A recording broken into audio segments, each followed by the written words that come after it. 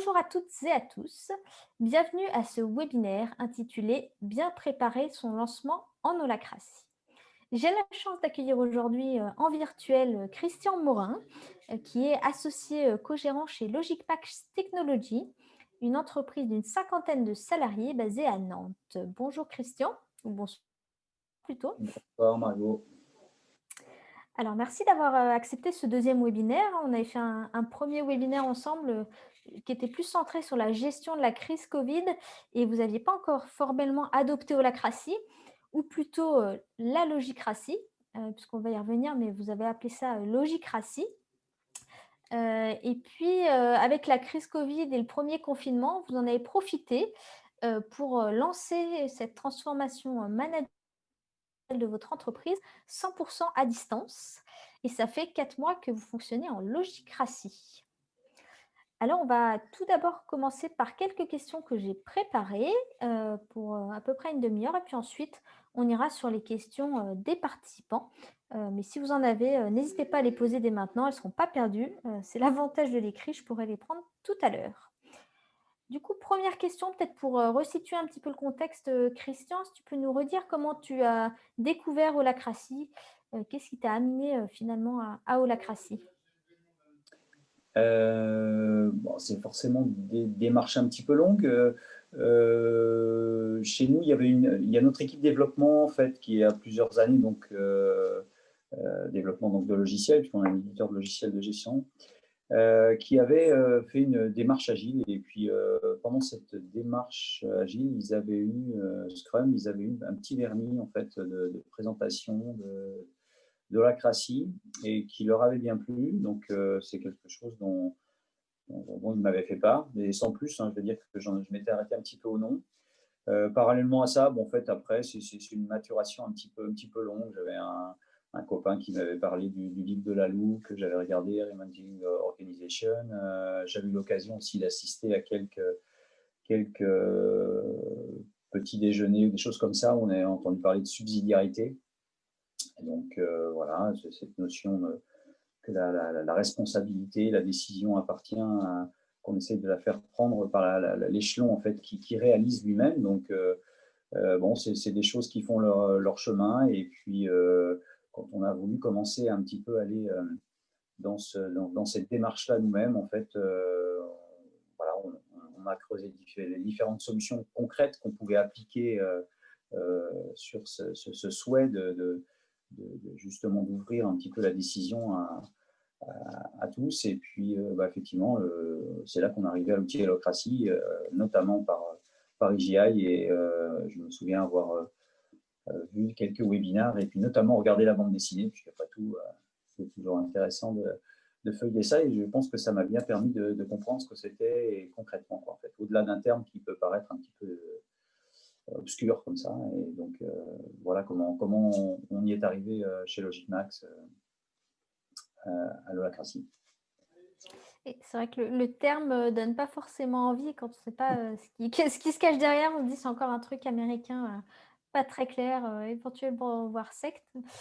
C'est pas forcément évident, mais du coup, vous avez quand même creusé derrière ce mot holacratie, ou bien comme vous l'appelez, la logicratie, puisque vous avez adapté ce mode de fonctionnement à Logicmax. Et du coup, quels étaient les enjeux d'une telle gouvernance pour Logicmax? Qu'est-ce qui nous a amené là et dans quel but? Certainement, pour nous, enfin, c'est un petit peu, il y avait une question, je pense, dans nos métiers aussi d'attractivité, puisqu'on est quand même sur des marchés qui sont un petit peu tendus en termes de recrutement. Et puis, il faut innover aussi dans ces domaines-là.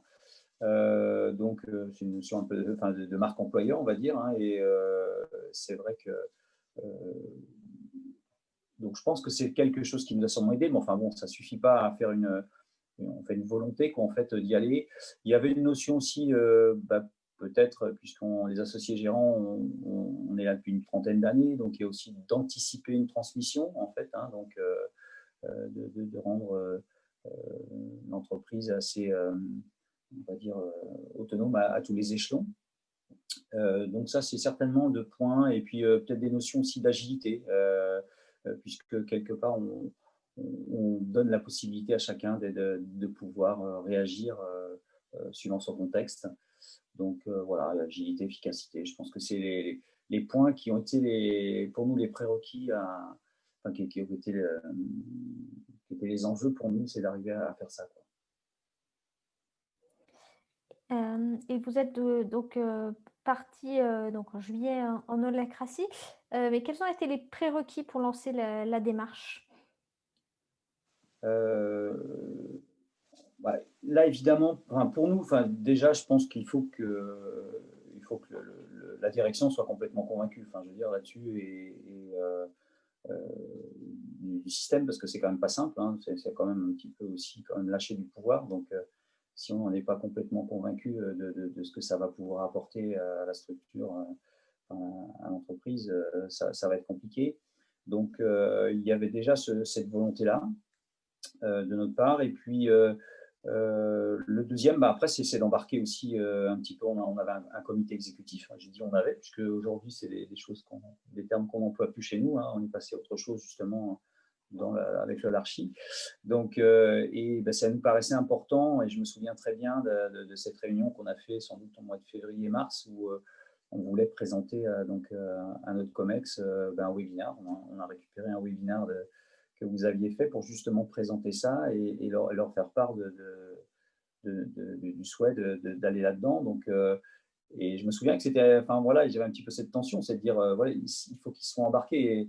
Et l'enthousiasme qu'ils ont eu à l'issue de, quand on a fait un tour de table après avoir visionné ce webinaire, bah, c'était déjà un point de validation important. Parce que c'est quand même pas évident de comprendre déjà les notions qu'il peut y avoir, en quoi ça consiste. Parce que même pour un manager, c'est aussi quand même lâcher aussi un peu de pouvoir. Donc là aussi, c'est important qu'ils soient bien embarqués. Et bon, l'enthousiasme était tel que forcément ça nous a, ça nous a enthousiasmés. Et puis à partir de là, bon, on a après veillé à essayer d'impliquer les équipes, mais ça, on l'a fait après ensemble, justement, avec vous, euh, pour bien rentrer dans les notions, bien comprendre, faire des réunions de concertation. Enfin, je ne sais plus comment vous appelez ces modules, hein, c'était de concertation pour que justement toutes les équipes puissent bien avoir euh, en quelques heures, qu'on puisse faire un petit peu le tour de ce que ça représente, ce que c'est, ce que ça n'est pas, puisque ça crée aussi un petit peu, voilà, enfin, l'ambiguïté peut faire qu'au bout du compte, il peut y avoir euh, des aspirations qui ne sont pas réelles. Donc, et là, on a eu, je crois, hein, on avait fait une enquête à la fin, 95% d'adhésion sur nos 50 collaborateurs. Donc là, le pari était gagné. Donc on pouvait vraiment y aller et se dire qu'on pouvait franchir se lancer et y aller tous ensemble, quoi. Oui, on reviendra peut-être, d'ailleurs à cette concertation, parce que ça fait partie des Mm. points clés pour bien, préparer, le lancement. Tu disais qu'il y avait une certaine forme de lâcher de pouvoir, en fait, vis-à-vis des managers et justement le COMEX, ça a pas fait peur cet aspect-là, le fait qu'ils allaient plus avoir le même pouvoir qu'avant?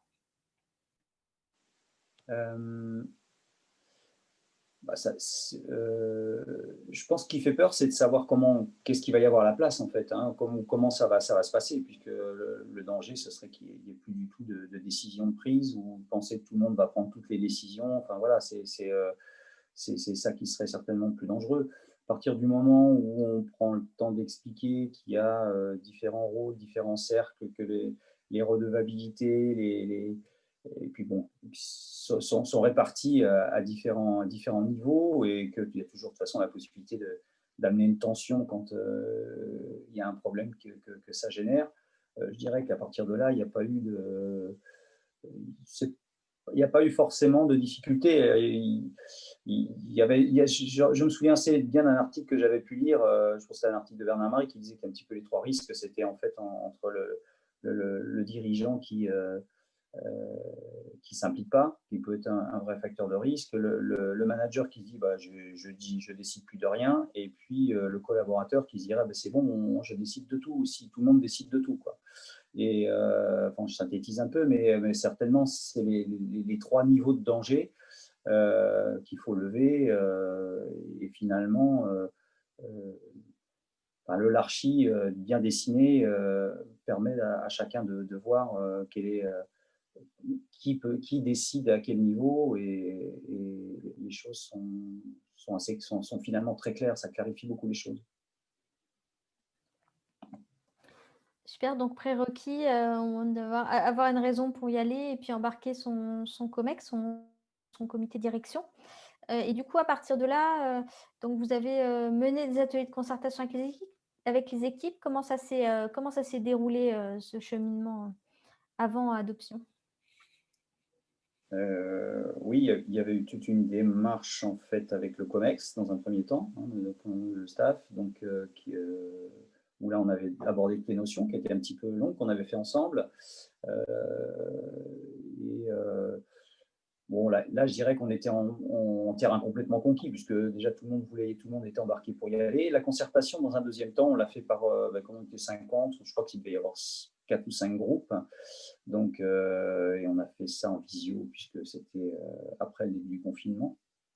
Et, euh, et en mélangeant toutes les équipes, vous avez amené les notions. Bon, forcément, on ne pouvait pas rentrer dans le même niveau de détail que ce qu'on avait pu voir auparavant, en fait, notamment avec le COMEX, mais malgré tout, pour pouvoir permettre à chacun de savoir si ça lui donnait envie de tenter cette aventure. Donc, et bon, les résultats ont été bons, mais je pense que c'est vrai que plutôt que de plaquer une décision, le fait justement d'expliquer ce que c'est, de dire pourquoi on le fait, quelle est la raison d'être de ce changement, a fait que, bon, naturellement, tout le monde avait envie d'aller, enfin, ressentait que c'était un mieux pour tous, et était enthousiaste pour partir dans l'aventure, faire décoller la fusée. Ouais, ça c'était important. J'ai mis le lien dans le module conversé pour la mise en mouvement du COMEX que vous aviez fait effectivement, parce qu'il y a une préparation des managers pour éviter les incompréhensions et être sûr que ça ait du sens en fait par rapport à l'entreprise. Mais il y a aussi besoin d'embarquer les équipes, comme tu le dis, et effectivement, à partir du moment où la raison d'être du changement est claire pour eux et où on leur explique un peu comment ça va se dérouler et ce dont il s'agit, effectivement, vous aviez à 95% de personnes qui étaient prêtes à y aller. Et après cette concertation, donc vous n'êtes pas tout de suite, vous n'avez pas tout de suite adopté formellement la Constitution, vous n'avez pas tout de suite lancé les cercles avec les différentes réunions. Il y a une période dite d'encodage. Est-ce que tu peux nous en dire un petit peu plus sur cet espace-là? Oui, la phase d'encodage, oui, on a eu même une petite période de formation de 3 praticiens dans l'entreprise auparavant. Tout ça s'est fait, en fait, s'est enchaîné entre, on va dire, allez, début avril et fin juin. Donc, c'était assez intense.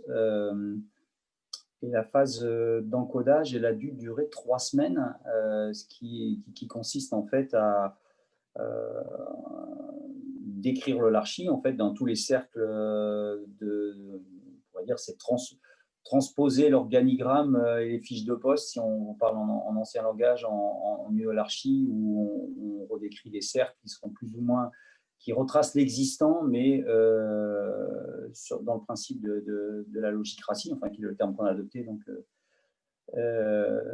et donc avec les rôles et les redevabilités de chacun. Donc c'était forcément des réunions de groupe, etc. Enfin, c'était hyper intense. Enfin, des visios. Vous avez été très présent, et votre expérience était très importante, parce que ça, je pense que sans vous, c'est forcément quelque chose où on pourrait être tenté de vouloir transformer sur un idéal qu'on pourrait avoir de l'organisation. C'est un point sur lequel vous nous avez mis en garde assez vite, c'est-à-dire ce qui créerait deux natures de changement, à la fois de basculer en holacratie et à la fois d'avoir changé son organisation, ce qui fait que s'il y a quelque chose qui ne fonctionne pas, on ne sait pas forcément d'où vient la source. Et là, on a vraiment essayé d'être au plus près de notre mode de fonctionnement réel, des différentes équipes, des différentes personnes. Donc, quel est votre rôle, quels sont vos domaines réservés, quelles sont vos redevabilités, on va dire, pour quel client vous travaillez, etc. Donc, c'était vraiment super, enfin interne ou externe d'ailleurs. Et bon, on est parti, forcément, on n'avait pas en 3 semaines, même une entreprise de 50 personnes, c'est quand même assez énorme. Donc, on n'a pas forcément eu beaucoup de. Il fallait produire assez vite. Donc là-dessus, sans votre aide, je pense que ça aurait été compliqué, ça aurait pu traîner en longueur, évidemment, l'opérationnel reprenant dessus. Et puis, bon, il y a un savoir-faire en plus qui est pas évident. Il ne faut peut-être pas vouloir non plus rentrer dans tous les détails et puis laisser après les choses se faire d'elles-mêmes, s'ajuster, ce qu'on voit depuis d'ailleurs, on s'est lancé, il y a des trous un petit peu dans la raquette, donc on reprend des choses, on en améliore d'autres, on complète ce qui manque. Donc voilà, il fallait avoir un matériel suffisant pour démarrer, quoi, en fait. C'était ça l'idée. Et c'était une belle ébullition pendant ces 3 semaines.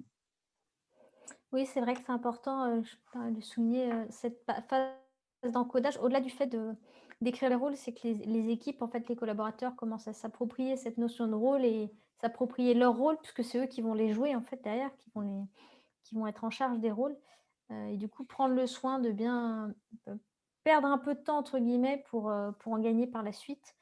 Et puis c'était effectivement tout l'enjeu aussi de la mission au-delà de la préparation, du COMEX, des équipes, c'est aussi de bien, démarrer avec une hiérarchie propre qui reflète votre réalité pour qu'ensuite vous puissiez, sur cette base, avec vos facilitateurs formés, démarrer vous-même les réunions. Et tu l'as dit, c'était, 100 à distance, 3 semaines intenses de visio, avoir nos petites bouilles sur Zoom, avec nos petits fonds, et puis, il y a d'autres petits outils, petits effets vidéo maintenant sur Zoom. Et vous êtes lancés du coup donc dans ce contexte de covid, dans ce contexte de confinement, accompagnement 100 en ligne, tout le monde en télétravail. Qu'est-ce que avec le recul, voilà, est-ce que c'était une bonne idée? Qu'est-ce que tu en retires en fait de ça? Oh bah, il n'y a pas de regret, hein. On s'est effectivement posé à un moment la question. Malgré tout, on a une activité qui a pas un peu ralenti, mais pas vraiment, puisqu'on travaille déjà avec nos clients à distance. Donc, ils sont basés en France. Il y a 11 000 utilisateurs français d'hommes. Donc, on travaille déjà beaucoup en télé. Intervention, télédémonstration, téléphone, etc. Donc ça ne changeait pas grand-chose pour nous, on avait de l'activité. Donc c'est nous qui n'étions pas en fait tous dans la même unité de lieu par rapport à d'habitude. Le fait d'avoir ce projet-là, ben, en fait, il nous réunissait aussi, quoi, hein. Peut-être que plutôt que d'être chacun dans l'opérationnel, ça a été très fédérateur aussi de se retrouver tous les jours en visio, par groupe de 4, suivant les équipes de 10, etc. Donc, ça nous faisait un vrai projet commun. On s'est effectivement posé la question de ne pas le faire tout de suite parce que ça faisait beaucoup et de le lancer avant l'été. Et puis finalement, le but c'était de pouvoir démarrer pendant l'été pour justement faire nos premières armes. Moi, j'ai aucun regret. Je pense que c'était bien pour cette raison de fédérer les équipes. Et puis en plus, je trouve que le système est peut-être tout aussi pratique, puisque du coup, plutôt que d'avoir des journées complètes ou des choses comme ça nous permettait de nous aussi de continuer à travailler, de nous être organisés par équipe et puis de faire des demi-journées, des sessions de 2 heures, etc., qui étaient finalement tout aussi pratiques pour continuer à produire, entre guillemets, pour nos clients. On a quand même ces appels qui tombent tout le temps et le besoin d'être présent pour nos clients, quoi.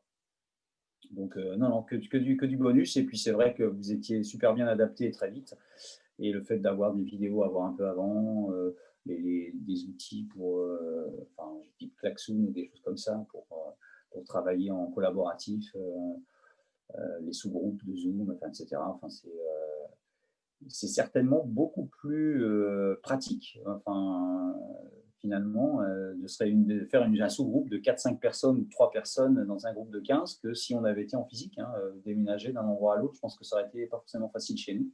Donc, pour plein de raisons, en fait, je trouve que ça a été un bien enfin un mal ou un mal pour un bien, mais pour nous, c'était une belle opportunité finalement.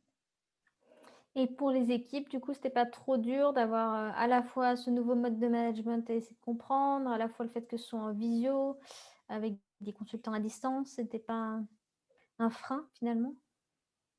j'ai pas eu de retour dans ce sens-là. Euh, c'est vrai qu'on s'est jamais vu, hein. Franchement, on s'est jamais vu. Pourtant, on a beaucoup travaillé ensemble entre début mars, on va dire, enfin, et puis fin juin, et puis on s'est un petit peu après. Mais bon, ça n'empêche pas de créer quand même des liens et finalement d'apprendre à se connaître.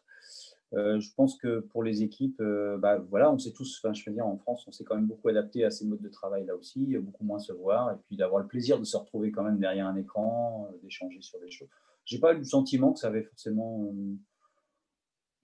posé un problème. Enfin, je ne sais pas si toi tu l'as ressenti ou si tu as pu voir. Il y a peut-être des personnalités qui sont sentis moins à l'aise, mais j'ai pas eu de retour par rapport à ça, personnellement.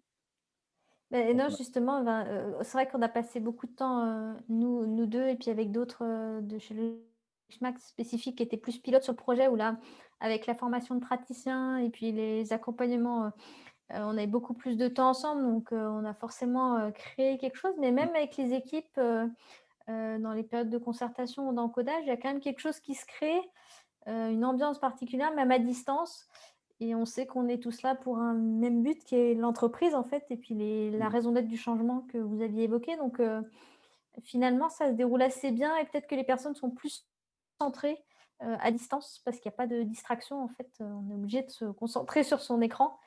Et du coup, c'est très, très fluide. Et on a pu sentir quand même, parce que ça, c'est important aussi, chaque entreprise a sa culture, a ses valeurs, ses façons d'être. On a pu sentir quand même la culture de Logic Max.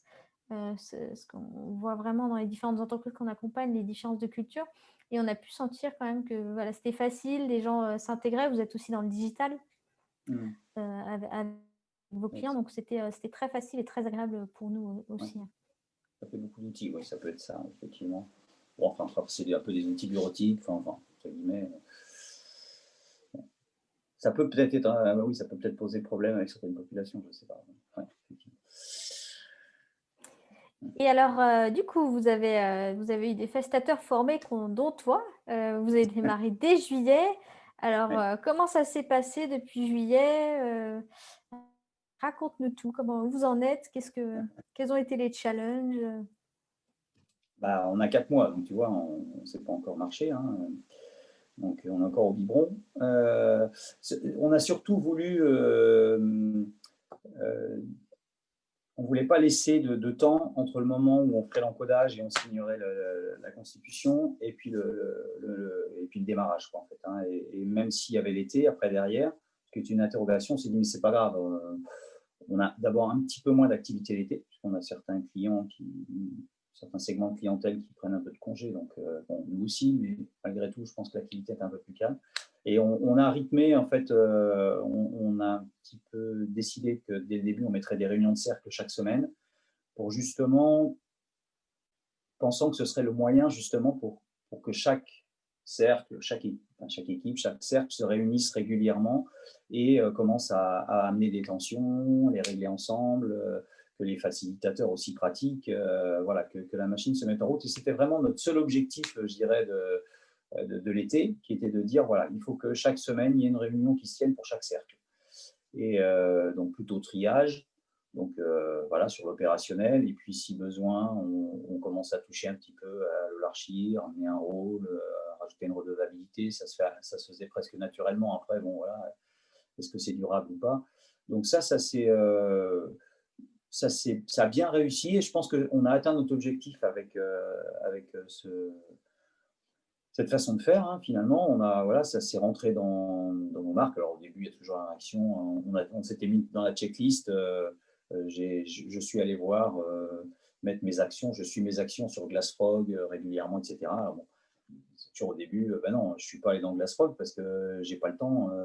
J'ai pas le temps. J'ai du travail. J'ai pas le temps de me connecter. Bon, pas le temps de se connecter à un site web. Donc, bon, vous voyez bien, c'était un petit peu. Il y avait besoin de laisser un petit peu de temps. Mais finalement, bon, ben voilà, un projet qui se crée, que la personne a en charge, donc fait que petit à petit, tout le monde y vient. Donc ça, cette première étape, elle a été faite. Et puis je dirais que même 4 mois après, où on avait dit, bon, on verra après, on espacera peut-être les réunions et tout. Et en fait, je vois que de fait, tous les cercles se réunissent toutes les semaines. Alors, parfois, la réunion, elle dure elle démarre et puis on fait un tour en triage, un tour en gouvernance, ça dure même pas une demi-heure. Bon, parfois, les 2 heures sont employées. Donc, il y a des vrais bons moments, des, des, euh, des tensions, des explications entre équipes, et puis, donc, mais bon, voilà, au global, donc on fait le tour de clôture, on voit qu'il y a quand même des équipes qui sont, enfin, des collaborateurs qui sont contents d'être impliqués dans les décisions, des fois de comprendre des problématiques qu'ils n'avaient peut-être pas forcément cernées, qui étaient plus larges, voir que si quelque chose ne se fait pas, c'est parce qu'il y a d'autres raisons qui impactaient d'autres collègues, etc. Donc, et d'essayer de trouver des solutions. Et je trouve que sur des projets transversaux, enfin, encore aujourd'hui, il y a eu un sujet important qui a été amené, qui était transversal. Donc, on arrive vachement mieux à avancer comme ça, puisque le cercle dépasse en fait une équipe métier, mais plus transversale que ça. Et du coup, ça collabore mieux, quoi, en fait. Hein. Des sujets qui étaient là depuis, je dirais, l'origine de la boîte, dont on parlait des fois, il faudrait que, il n'y a qu'un faucon, on parlait pendant 2 heures, et puis on a couché d'une souris, et là, finalement, on fait un petit pas, on en fait un autre, et puis on avance, quoi. Donc, de ce point de vue-là, c'est bien. Donc, je dirais qu'aujourd'hui, cet objectif-là est atteint. Donc, en fait, c'est les prochains qui restent à se fixer, là, maintenant. On en parlait hier avec les pilotes. Donc, qui sont maintenant, qui sont peut-être plus. On a même refait des tours dans certains cercles, bien comme il faut, des rôles qui existaient, où il y avait forcément, quand on les avait créés, bon, parfois ça a été un petit peu trop dans la fiche de poste, hein, un petit peu trop détaillé, avec des redevabilités, enfin, je ne sais pas si tu te souviens, qui étaient parfois très détaillés et qui ont été revus, où 10 rôles ont été regroupés en un, il y a eu du travail de fait là-dessus, de nouveaux rôles qui ont été créés, la formulation des raisons d'être. Euh, il y avait des choses comme ça qui étaient. Il y avait un peu de confusion quand même. Hein. C'est vrai qu'écrire une raison d'être, définir un domaine, écrire une redevabilité avec le client qui est au bout, bon, ça fait partie des choses qui maintenant sont lancées, qui commencent à. C'est là un petit peu, parce que les pilotes, on a créé un cercle en fait avec les pilotes là, qu'on a appelé Objectif Lune.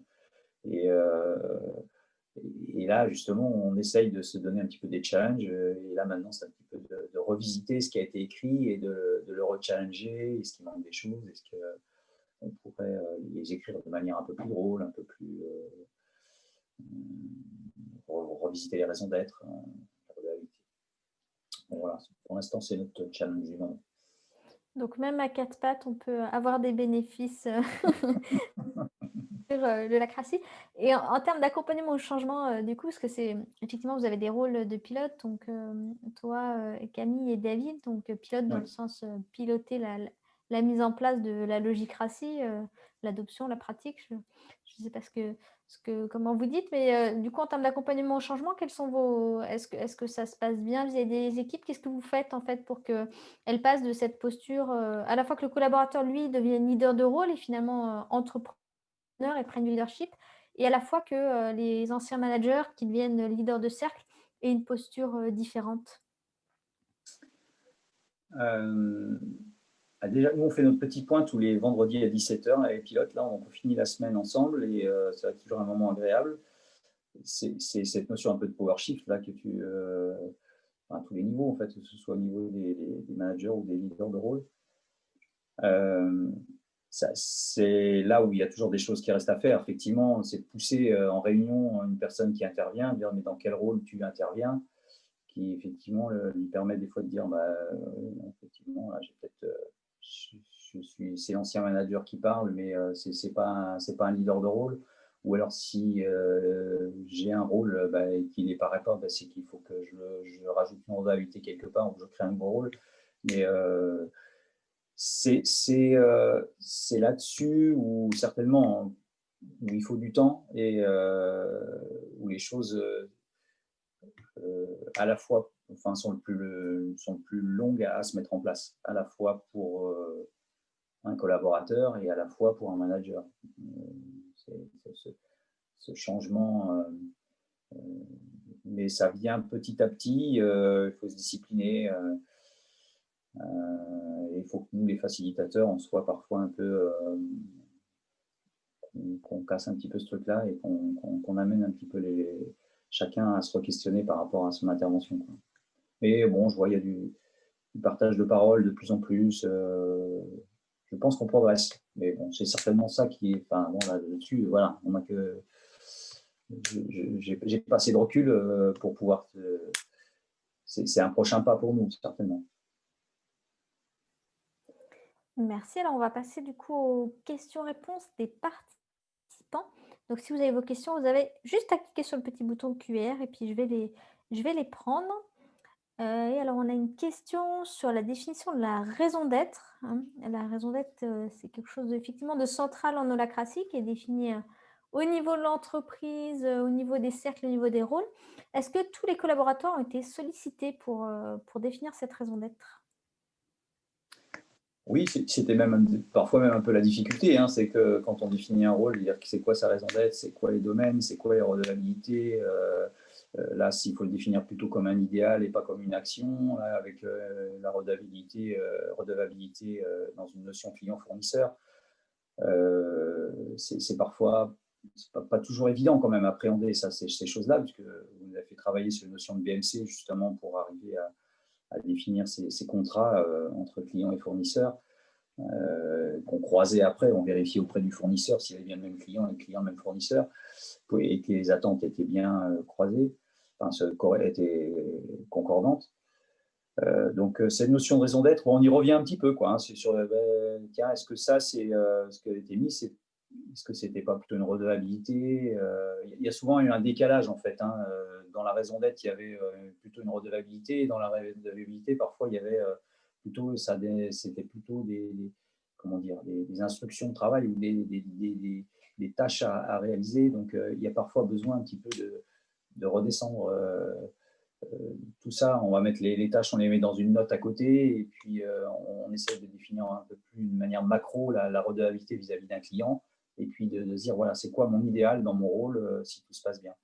Donc ça, et puis justement, peut-être des fois de revoir le nom qu'on a donné au rôle pour essayer de lui donner quelque chose d'un petit peu plus fun. Et voilà, donc ça, on est un peu là-dedans, quoi. Donc avec des nouveaux rôles, on crée, alors je sais plus, on est sur une démarche là, avec un partenaire pour une démarche un peu RSE. Enfin, et donc, il y a eu un rôle qui a été créé qui s'appelle Green Lantern, enfin, des choses comme ça. Donc, ça, c'est super sympa parce que le DRH, il s'est appelé, c'est mon associé, il s'est appelé Batman, et comme il est assistante, il appelé Robin. Donc, voilà.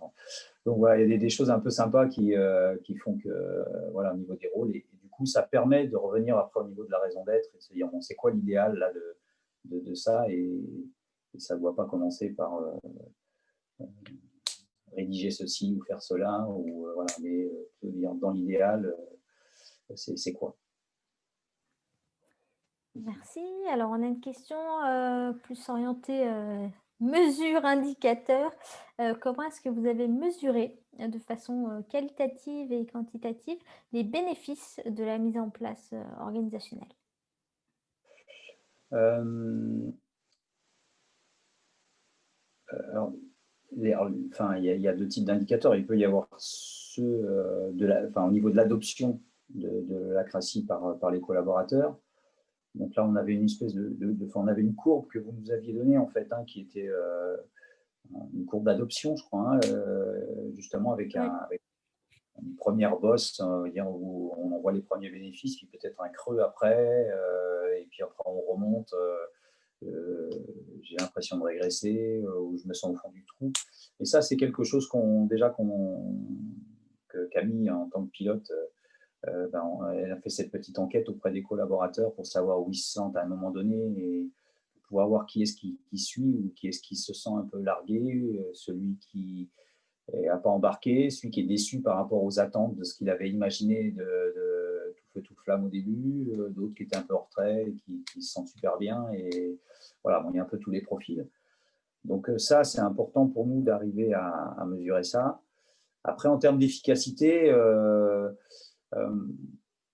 au niveau de l'organisation, comme vous êtes tout à l'heure, moi je vois le côté de réunion vraiment efficace, où on n'est pas à la fois souvent sur une problématique, sur solutionner le problème qui existe, et en même temps ou parfois se freiner parce qu'il faudrait changer l'organisation, etc.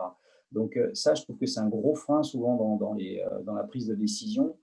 Là, si on est sur une réunion opérationnelle, il faut trouver une solution au problème et puis on verra après pour s'il faut changer l'organisation. Donc, de bien découper ça en deux, je trouve que ça nous permet d'être beaucoup plus pragmatique. Enfin, je m'amuse, hein, ça fait 30 ans que je suis dans l'entreprise, de voir les problèmes qui remontent, qu'on a un peu tout le temps connus, et petit à petit, tous ces problèmes-là reviennent et sont passés au tamis de l'holacratie. Et puis là, il y a quelqu'un qui prend le projet en cours, qui n'est pas forcément un manager, qui prend le projet en main, on va dire, qui n'est pas forcément un ex-manager ou un dirigeant. Et puis, on a des résultats, quoi, en fait. Hein, et donc, ça, pour moi, c'est une vraie réussite. Et puis l'autre efficacité, c'est, tout à l'heure, je parlais d'organigrammes et de fiches de poste qui sont jamais à jour et qu'on ne regarde jamais.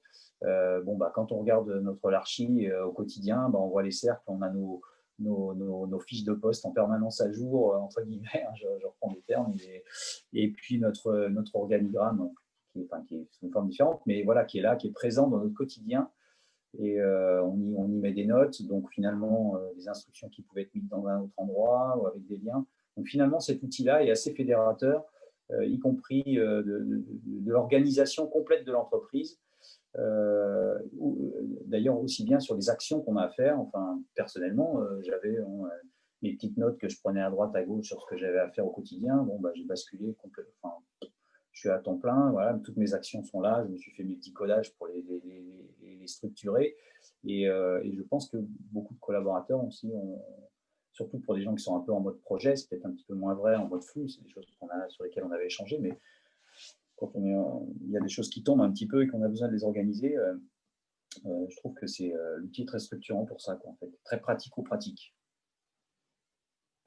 Et est-ce que vous avez eu des bénéfices visibles, je me permets de rebondir du coup sur la question, vis-à-vis des clients, parce que c'est quand même ça, une entreprise est là pour servir ses clients. Donc, est-ce qu'il y a eu des apports en plus? Est-ce que les clients ont vu un bénéfice ou ont eu un bénéfice? Alors, on ne les a pas interrogés aujourd'hui là-dessus, hein, mis à part si on regarde sur LinkedIn et ils voient quelques partages d'informations où ils voient qu'on s'est lancé dans le projet. Ce n'est pas quelque chose sur quoi on a communiqué avec eux.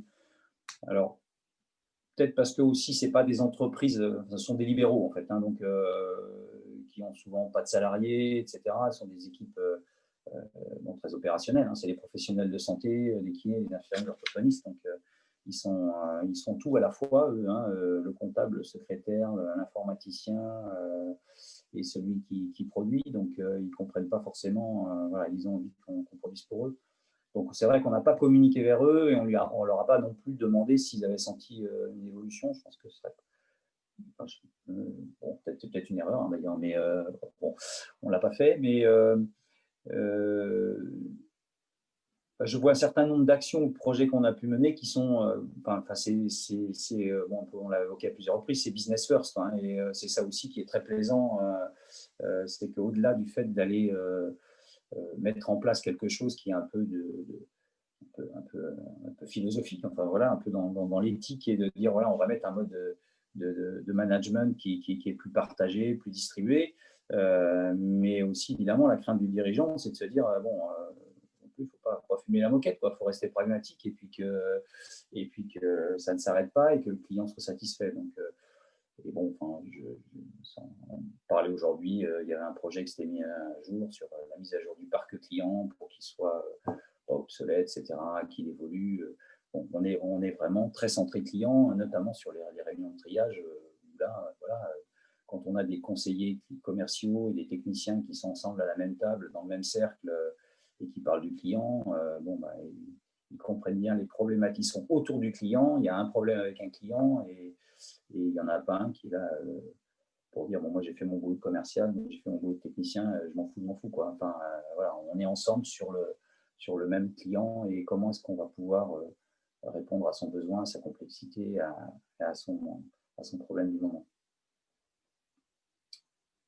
Ce point sur le business, il est très important et je te remercie de le soulever. C'est effectivement ça aussi dans une bonne préparation au lancement en holacratie où on fait attention, puisque c'est la thématique de ce webinaire, c'est de se dire, voilà, il y a plein de dirigeants, ou des gens qui tombent en amour entre guillemets avec le système. Ils ont lu Reinventing Organizations et ils veulent transformer toutes les entreprises en Opal, et aller vers ce type d'entreprise en self-management, sans pour autant que ce soit rattaché à une vraie problématique business.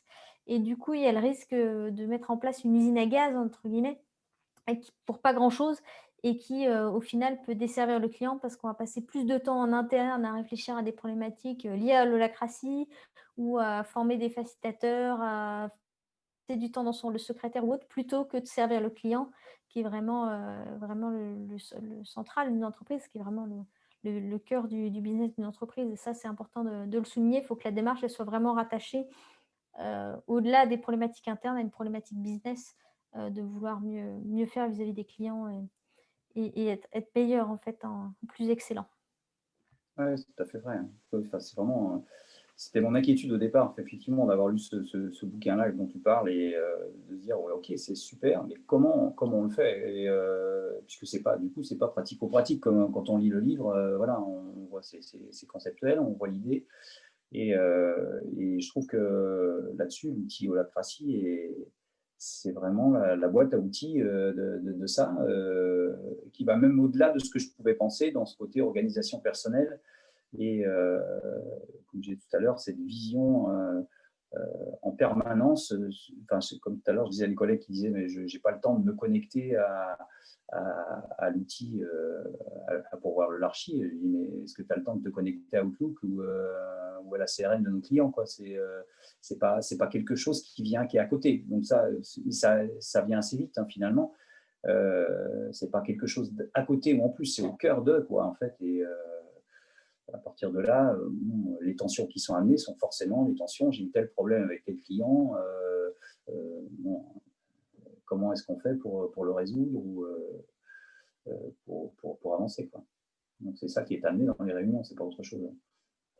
Et tu parles d'outils, c'est vrai qu'on aime bien ce terme d'outils, et c'est pour rationaliser, c'est pas miracle, et pour éviter que les gens projettent d'autres choses que ce que c'est. En fait, c'est juste un outil, qui est là pour aider, mais après c'est vous qui allez construire les briques, et qui allez faire en sorte que ça fonctionne, et qui allez l'adapter par rapport à votre entreprise. Et on parlait en off tout à l'heure du webinaire là sur les faux espoirs de la Crassi. Je me permets de le mettre dans le chat, où, Mathieu Brunet, un des dirigeants d'Arcadie, après 4 ans de pratique, voilà, prend du recul et se dit: «Oui, j'ai projeté beaucoup de choses sur Holacracy, mais c'est qu'un outil, il faut le voir comme outil et l'utiliser en tant qu'outil». Et du coup, ça permet d'utiliser toute la puissance de l'outil, sans avoir de fausses illusions, et pour aller vers le self-management, il y a un travail à faire qui est aussi au-delà de l'outil.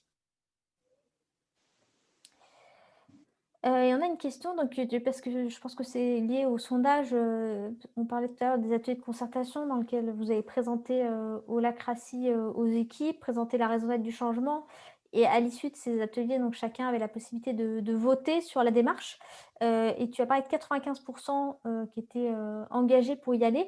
Qu'est-ce que c'était du coup les 5? Qu'est-ce que vous avez fait avec les 5? Est-ce qu'il y a eu quelque chose de particulier? Ouah, c'est vieux maintenant, ça date d'il y a 6 mois. Hem, je ne me souviens plus trop, puisqu'on avait abordé les notions de risque. Bon, enfin, toujours, la comparaison entre ce qu'on peut gagner et ce qu'on pourrait perdre ou ce qu'on pense pouvoir perdre. Heu, je ne me rappelle plus très bien, quels étaient les points qui étaient ressortis. Heu, que sur 50 collaborateurs, ça devait faire 2 ou 3 en fait, hein, je ne pourrais pas dire comme ça, je ne me rappelle plus très bien. Il me semble que c'est des personnes qui étaient pas avec un nom ferme, mais plus, des «je ne sais pas», donc elles ne savaient pas Ouais, si ça allait ouais. servir, et peut-être qu'elles ont mis des risques effectivement, parce qu'il y a une question donc, ça pour les internautes, il y a une question sur les risques, où là, les collaborateurs vont pouvoir énoncer des risques qu'ils voient à la démarche, et qu'on a effectivement, recyclé derrière, ouais.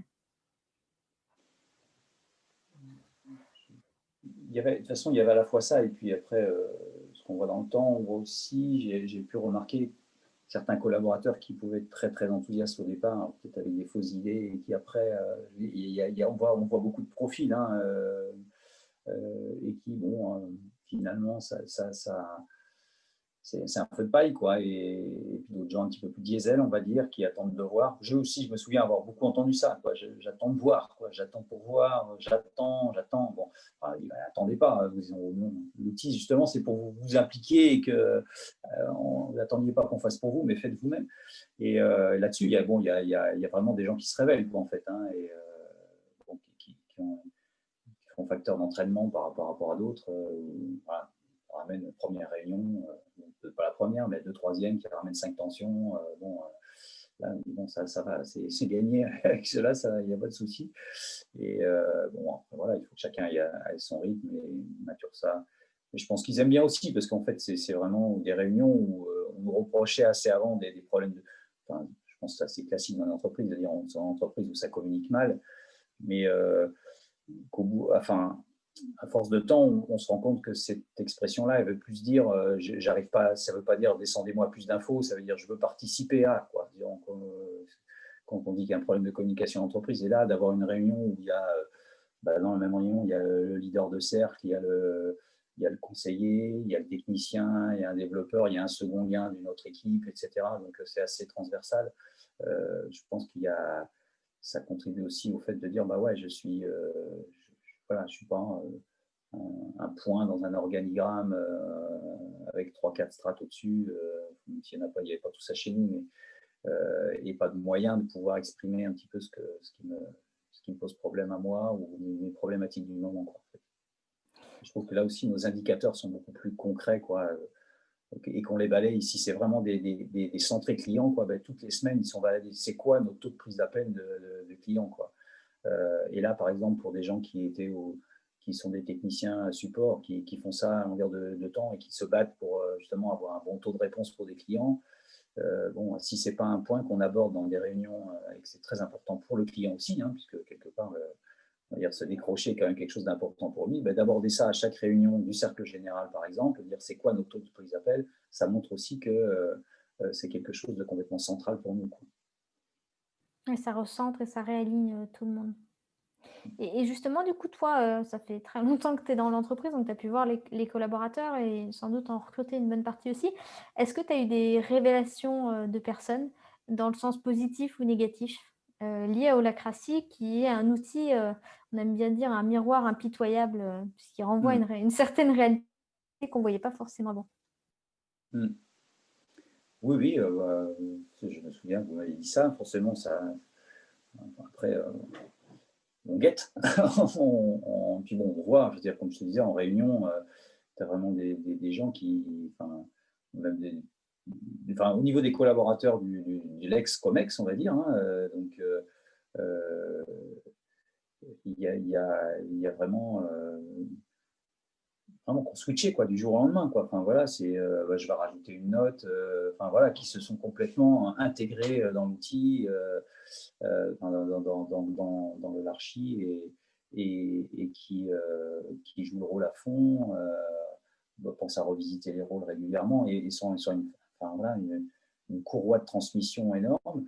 Et puis des collaborateurs aussi, ouais, qu'on n'entendait pas forcément et qui là ramènent des tensions et font force de proposition. À l'inverse, je dirais que j'ai pas eu forcément de surprise inverse. Je pense que les gens que je sentais déjà un petit peu, peut-être à la traîne, forcément, avec pas forcément une volonté de changement ou de s'impliquer ou d'agilité, bon, c'est sûr que c'est pas. Ça n'a pas arrangé forcément les choses, hein. Bon, oui, le miroir impitoyable, il est là. Ouais. Donc, mais bon, c'est quand même globalement, je pense que c'est plus une question de temps, quoi. Après, voilà, il y a des gens pour qui ça va beaucoup plus vite, et puis d'autres, on sent, bon, bah, ça va venir, et ça va prendre plus de temps, mais bon, ils y viennent aussi, quoi. Merci. Alors une question sur, les risques psychosociaux. Est-ce que, une ou plusieurs personnes se sont retrouvées dans des situations de RPS, donc risques psychosociaux? Et si oui, quel a été votre plan d'action? Euh, il pouvait y avoir, il y a pu avoir quelques cas un peu plus compliqués de peur du changement. hein. Ça, c'est, alors pas forcément au niveau des ex-managers, on va dire, mais plus enfin, enfin, c'est assez rare, hein. J'ai un exemple en tête, mais bon, là, il a fallu, avoir un petit peu rassuré, c'est vrai qu'il pouvait y avoir des rôles très détaillés au départ, justement, parce qu'il y avait besoin de rassurer, bon, voilà et comme je te disais tout à l'heure, bon, voilà, là, bah, lundi, on en a supprimé, une dizaine, quoi. On les a réécrits, on a fusionné, après on les avait laissés les autres sans membres, pour vérifier qu'il ne manquait pas des choses. Enfin, voilà, ça a pris un petit peu de temps et là, aujourd'hui, enfin, lundi, il y a une dizaine de rôles qui étaient un petit peu justement instructions de travail qui ont été ôtés au détriment justement d'offres de services, quoi, en fait, hein. Donc, avec de la réassurance, oui, qui a pu prendre un petit peu de temps. Mais bon, c'était surtout un exemple, quoi, hein, sur l'ensemble. Donc, il faut. Merci. Ouais, oui. On va prendre une dernière petite question, il nous reste 5 minutes. Quelle est la structure juridique de l'entreprise et en quoi est-ce différenciant selon vous? Question de Fabrice. Alors, structure d'entreprise, c'est une SARL. En quoi est-ce différenciant? Alors, je suppose que c'est pas lié à la structure de l'entreprise. Je suppose que c'est plus de dire et en quoi est-ce que le fait Alors si d'être Fabrice, la classe différenciant, non, c'est ça la question? peut-être Fabrice, vous pouvez spécifier, soit dans le module conversé, soit dans le module question. Effectivement, c'est bien, que vous soyez en holacratie. C'est peut-être lié, enfin, la question où tout à l'heure, enfin, pas la question, mais le point que j'abordais tout à l'heure en disant que ça pouvait être aussi un phénomène d'attractivité de marque employeur, c'est peut-être lié à ça. En quoi est-ce que ça peut l'être? On va attendre voir si, Fabrice, répond. Mmh. Sinon, tu peux aller sur ce terrain-là déjà. Oui, bah, si, c'est ce terrain-là, oui, parce que c'est vrai que j'ai abordé tout à l'heure en disant que ça pouvait être un phénomène d'attractivité. Je sais que nous, enfin, chez nous, bon, c'est pas toujours facile de recruter. Un peu à tous les niveaux, mais aussi principalement donc, sur des postes de développeurs. On a une équipe sur la cinquantaine qu'on est de 8 développeurs et qui d'ailleurs avaient déjà entrepris des démarches en fait d'agilité, méthode Scrum, où justement il n'y avait plus de chef de projet, etc. Un travail beaucoup plus collaboratif. Et paradoxalement, c'est presque pour eux aussi, il y a eu une petite difficulté, puisque finalement, pour certains, d'ailleurs, que je n'ai pas donné, mais ça pouvait être un retour arrière que d'arriver à l'holacratie, dans le terme de ressenti, puisqu'en fait, il y avait un leader de cercle, alors qu'auparavant, on pensait que justement, il n'y avait pas de. C'était voilà, très collaboratif jusqu'au bout, ce qui posait un petit peu de problème aussi. Donc, quelque part, on a retrouvé un juste équilibre, je dirais, sur ce point-là.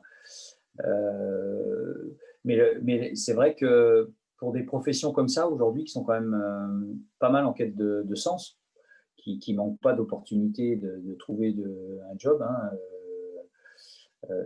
c'est vrai que de proposer un système de gouvernance, enfin, de, de décision, enfin, de management tel que ça dans l'entreprise, c'est là, il n'y a pas très longtemps, on a recruté, enfin, on travaille avec une ESN en fait, hein, c'est un prestataire de service on a un développeur qui vient nous aider. Bon, c'est vrai qu'on en discutait un petit peu. C'était forcément un phénomène un petit peu intéressant, enfin, dans l'échange d'exercer dans une entreprise qui pratique, qui a eu cette ouverture-là, en fait.